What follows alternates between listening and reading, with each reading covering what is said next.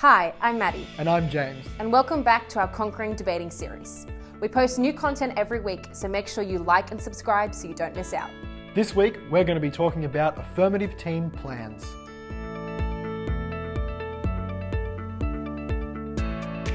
A plan, also known as a model, is the affirmative team's way of responding to the problem or problems created by the topic.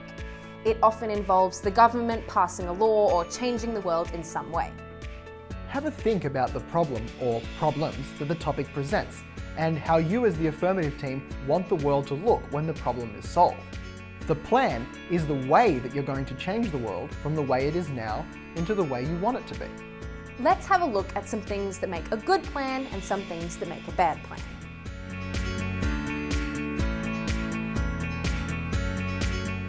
Now, a good plan should aim to do 4 things. Firstly, a good plan should define any unclear words in the topic. Try to do this in a fluid, easy to digest kind of manner. For example, if we were looking at the topic that schools should replace tests with assignments, we don't need to define the word schools, we just need to explain what kind of schools we're talking about, primary or high school or both, and what we mean by assignments and tests in the context of the debate, like how a test is something you do for a couple of hours in class, but an assignment is something you take home and you might have a few weeks to work on. Secondly, a good plan should provide a clear explanation of how it's actually going to work. So let's take the same example of the tests and assignments. In the status quo, where you have tests or exams, you would simply replace those with assignments and give a little bit of detail about how that's going to work. Thirdly, a good plan should include a clear statement about who is doing what within the plan.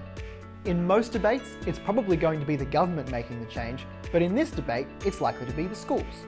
Finally, a good plan should provide a quick description of who actually benefits from it. In the assignments debate, the obvious beneficiary are the students. You don't need to go into any further detail here. You'll explain how it benefits students later on in your arguments.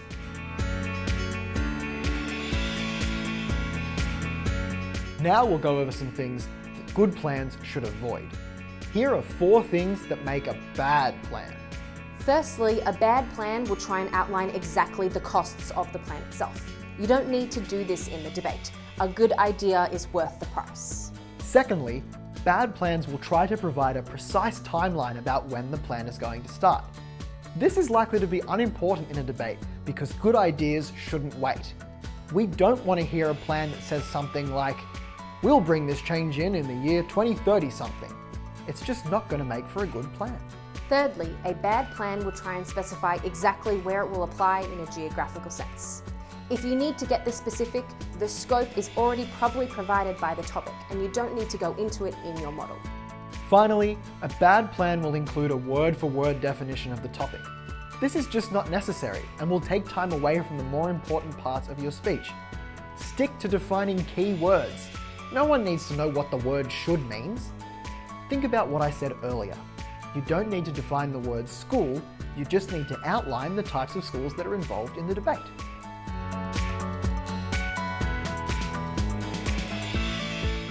Let's bring that all together into an example now.